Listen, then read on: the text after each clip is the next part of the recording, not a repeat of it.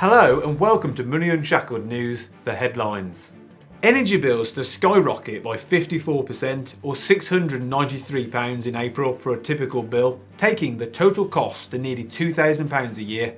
Chancellor Rishi Sunak offers measly £150 rebate and mandatory loan arrangement of £200 in response to rising energy bills.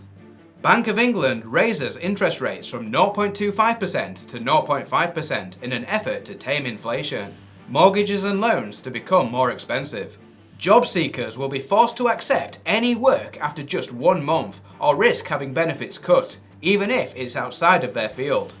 As oil prices near $100 a barrel and Shell rates in the big bucks, some call to levy a tax on oil and gas producers. The work-from-home tax loophole allowing people to claim up to £125 a year is set to close. And finally, Bank of England Governor who earns £575,000 a year tells ordinary people to not ask for big pay rises. There's been a lot happening in the last few weeks, so we've aggregated all the important money news to bring you the stuff that matters. Now, let's check it out.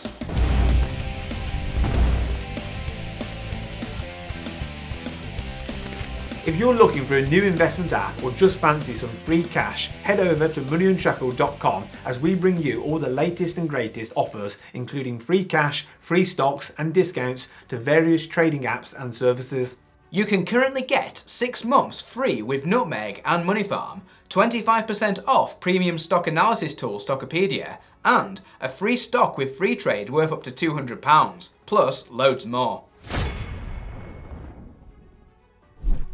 The biggest news making the headlines recently is the colossal rise in energy costs from the 1st of April. Energy bills are to rise by a staggering 54%, which is on top of the large rises back in October 2021. The increase to hit in April will be £693 for an average bill, taking the total cost to £1,971 for a year. What confuses many people about these price caps is that they're not an actual cap on your total bill. It is in fact the rates that are capped, and if you use more, you'll pay more. Unfortunately, and something that is really annoying, is that the regulator, Ofgem, and the media prefer to report on the cost of a typical bill rather than tell us what our actual rates are.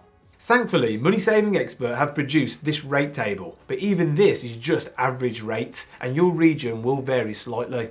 We've gone a step further and calculated the percentage increases for both the daily standing charges and unit rates. The findings are astonishing, and we cannot believe the mainstream media aren't reporting this. It turns out the typical 54% increase is based on a set of assumptions that could be way off your situation. If you're a heavy gas user, you could be in for a nasty shock with the unit rate rising by 81%.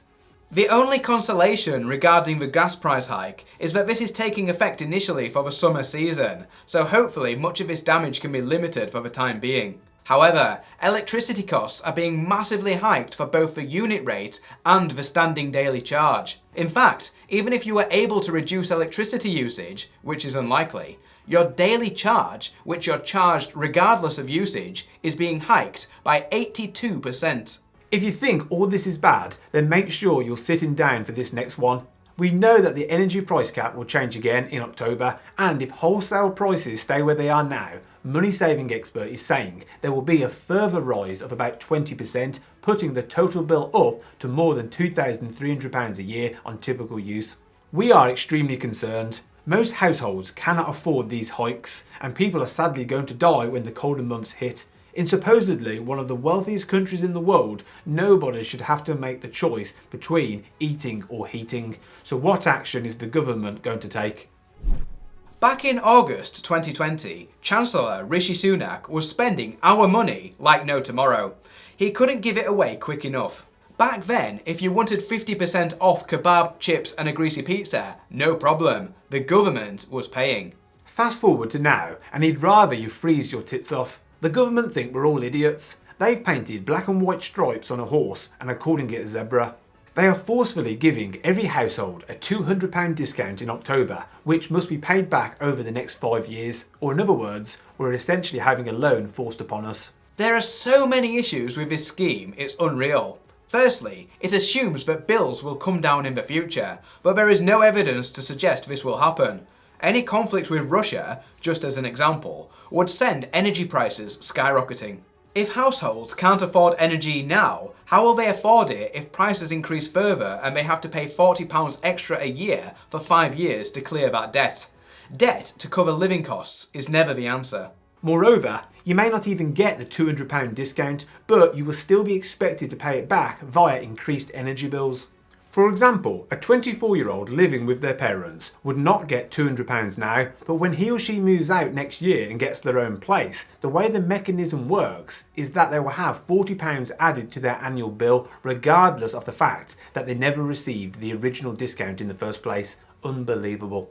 It's not all bad news though. The government are helping 80% of households who will receive a £150 rebate in their April council tax bill, which will not have to be paid back. You'll need to be in bands A to D to receive this. This is by no means perfect, as there will be many cash poor people in higher bands, but given the circumstances, this is probably one of the fairest ways to target support to those that need it. Local authorities would also receive £150 million to make discretionary payments to the neediest. Truth be told, we broadly think people should only rely on government support in dire circumstances, even worse than what we're experiencing now. But in the case of rising energy bills, we can't help but feel that this government and past governments are responsible, so need to provide support. Rising wholesale costs will always be a threat if we continue to rely on foreign imports of energy.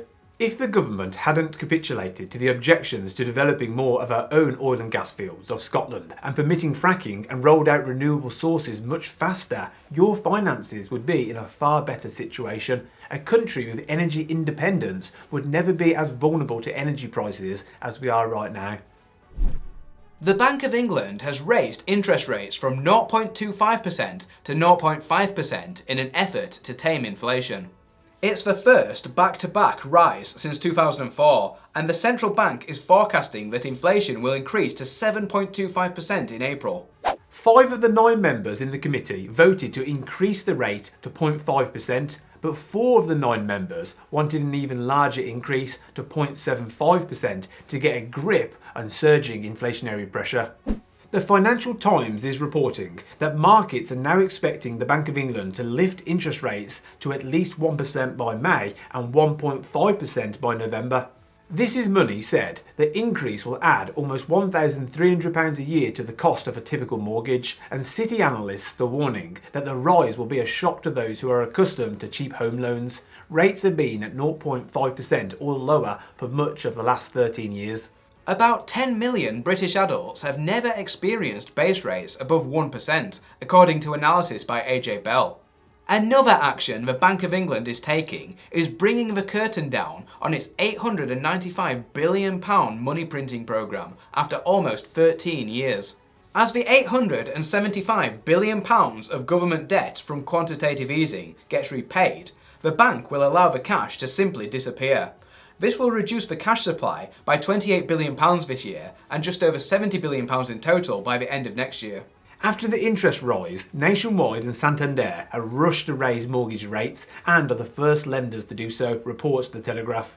We've yet to see any banks raise the rates offered on savings accounts, but with more base rate hikes expected to follow, we expect banks will adjust savings rates in time. So look forward to making a few more pennies each month on your savings account while your mortgage payments skyrocket. In news that is being heavily criticised by the likes of Labour and the Liberal Democrats, there will be a crackdown on job seekers who claim universal credit.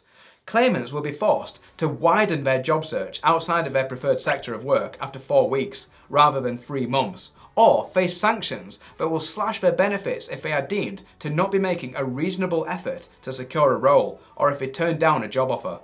At some point you do need to draw the line, but are they expecting a trained and specialised computer programmer to apply for jobs shoveling crap into a skip?